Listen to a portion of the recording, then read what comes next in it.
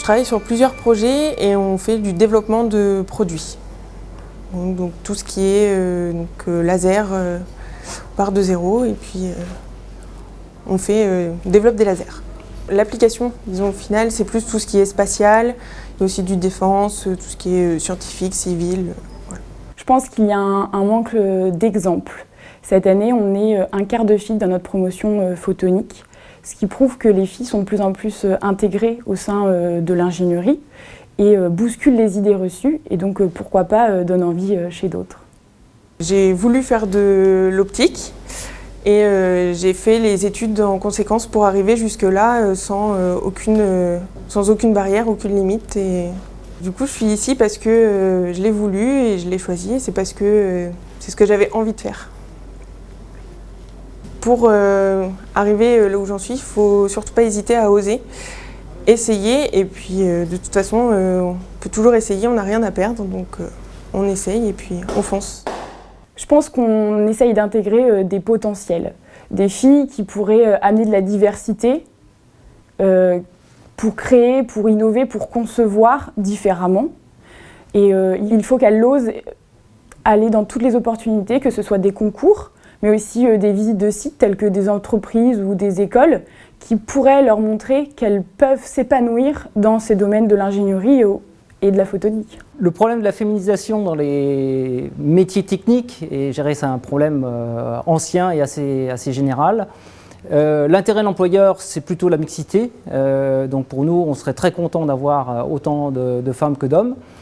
Il n'y a aucune raison que nos métiers, et en particulier la photonique, ne soient pas complètement mixtes. Il n'y a aucune raison à cela.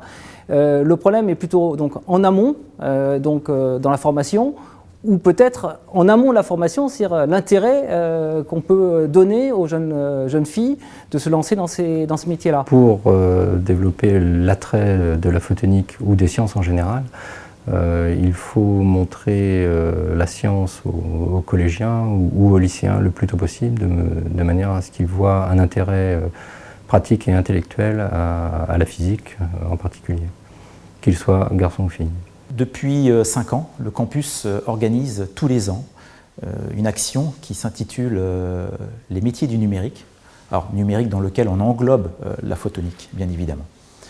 Alors, cette action vise à donner une image vivante et diversifiée des métiers du numérique et de la photonique, à déconstruire les stéréotypes liés au genre et à répondre aux interrogations que se posent les jeunes filles. Alors, pendant une journée, ces jeunes filles de collège viennent au sein de l'IUT à Lannion. Comme ça, elles sont en immersion dans un établissement du supérieur. Elles vont suivre le matin des conférences sur le numérique et la photonique. Et l'après-midi, elles vont assister à des activités pratiques où elles vont être mises en situation d'expérimenter. Et on espère leur donner le goût des sciences du numérique et de la photonique. On participe nous-mêmes à beaucoup de campagnes de sensibilisation en ce sens dans les lycées, lors des fêtes de la science, où nos professeurs, eux, sont présentes pour montrer aussi quel est l'intérêt de ce type d'études pour les jeunes filles. Donc il n'y a pas de frein objectif, mais il y a effectivement un frein d'image. Ça dépend un peu du niveau, parce que par exemple, pour les formations d'ingénieurs, la photonique est sûrement l'un des métiers techniques qui attire le plus de femmes. À l'ENSAT, par exemple, à Lannion, le groupe qui est le plus féminisé, c'est le groupe photonique. Il n'y a pas de frein à la féminisation de la filière. Par exemple, en photonique, on a à peu près 25% de filles, ce qui est légèrement supérieur au taux de femmes étudiantes par rapport aux autres filières à l'ENSAT et surtout aussi par rapport au vivier de candidats du concours, par exemple Mines Télécom, dans lequel on émerge.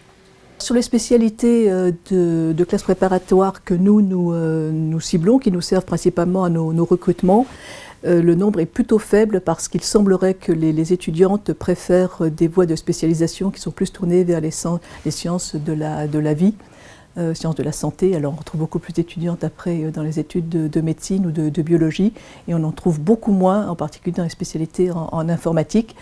Honnêtement, je pense que c'est une image générale qui est véhiculée par le secteur, mais qui ne correspond pas à la réalité. J'ai fait mon stage de fin d'études d'IUT au CEA de Grenoble et on attendait un potentiel, mais un potentiel avec de la rigueur et de la précision, puisque c'était des composants microélectroniques. Du coup, je pense qu'en entreprise, on peut attendre plus de filles, mais plus de filles pour avoir des idées différentes, pour concevoir différemment, puisque c'est cette diversité, cette mixité qui va créer différents points de vue, qui va permettre de mieux concevoir et d'avoir de nouveaux projets ou des nouvelles méthodes de résolution de problèmes scientifiques. Ce qu'il faut savoir, c'est que toutes les entreprises dans lesquelles nous plaçons nos étudiants recherchent des étudiantes, nous demandent des étudiantes parce que les entreprises souhaitent aussi se féminiser et avoir un équilibre dans leur recrutement. Donc il y a des opportunités vraiment extraordinaires pour les jeunes filles et je ne peux qu'inciter les jeunes filles à venir dans nos établissements parce qu'il y a vraiment des opportunités d'emploi qui sont excellentes et il n'y a aucune raison qu'elles ne s'épanouissent pas dans ces spécialités. La féminisation chez IDIL est assez importante en fait. Je pense qu'à peu près la moitié des salariés sont des femmes.